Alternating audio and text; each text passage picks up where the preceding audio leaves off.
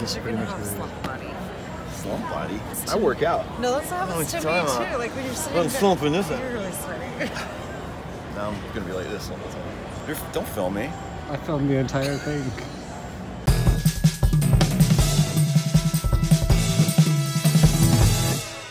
Hey guys, welcome to a special vlog episode of EverNever TV. I am here in Austin, Texas, and if you've been following my Instagram or my blog or anything like that, you know how much I've been traveling ever since I finished book 5, because book 5 was so huge and sort of dominated so much of my life that I couldn't do any traveling or anything for most of early this year. So I wanted to get out on the road and see as many of you as I could. So as soon as I finished the book, within the next 24 hours, I was on a plane to Decatur, Georgia. Then I went to LA for the movie. Then I went to San Francisco. Then I came back to New York for Comic-Con. Then I went back to Minneapolis for a trade show. Then back to New York. Then I went to Houston. Then back to New York. Then Greenville. Then back to New York.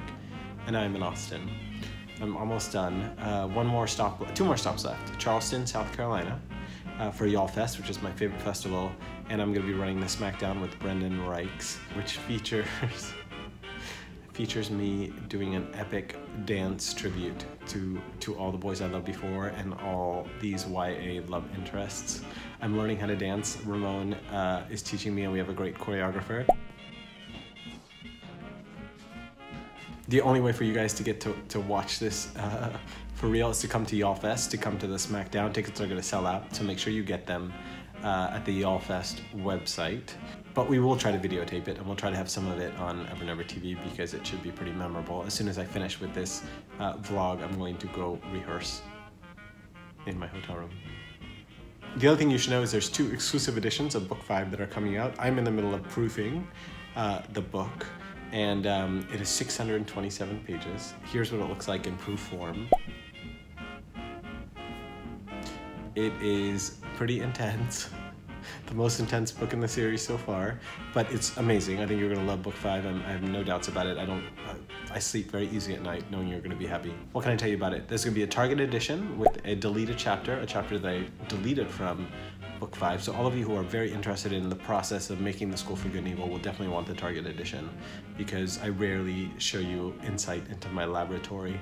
And now you're gonna get to read a full 30-page deleted chapter, and you'll see all my notes. I made little notes as to why I deleted it, but I'll be curious to hear what you think. And then there's a Barnes & Noble signed exclusive edition, which is going to feature a gorgeous full-color poster of Tales from Around the Woods, and that's all I can say about it because it's quite spoilery, and it's another thing you'll definitely want. All of it's amazing. You'll want both editions because School for Good and Evil only comes out once every year and a half. It's special, and so it's worth splurging a little and getting both editions, just because, I don't know, that's what I would do if I was a fan of something. I would get everything I could, and it's worth it.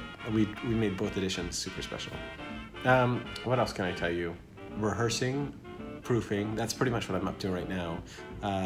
Once I get back to New York, that's all I'm going to be doing until Y'all Fest, and then I have the Miami Book Festival, which is at my hometown, of course, and then I'm done, and then I'm on to book 6. So I'm aiming to start book 6 around November 17th, November 18th. That's the plan, and it should take a year to finish. So I should finish next November.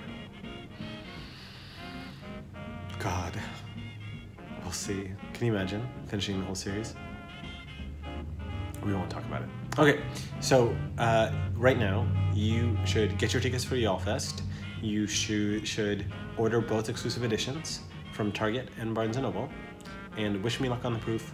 Definitely wish me luck on the dance, because I can't dance and I have to learn how to dance in the next 10 days. And I'm gonna leave you with a special message from Brendan Reichs and Condie, 2 of my best friends, who have an amazing new book out called The DARKDEEP, and all of you should read it. Here's what the cover looks like.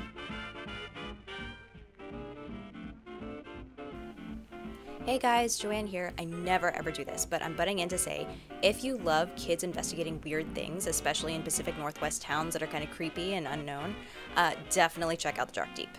Happy reading. I'll let them take it away. Here you go, guys. Okay, so I've been telling everybody for a while that they have to buy your book, The DARKDEEP. Do you want to tell us a little bit about why they have to buy it? Sure, Allie.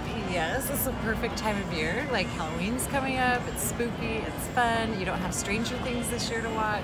Yeah, it's a pretty fun, fast-paced read. We think it's a good, get into the spirit of a creepy October vibe, and so that's why we put it out now, and we think it'll be fun. What are some scary things in the Dark Deep? There's a scary elf on the shelf.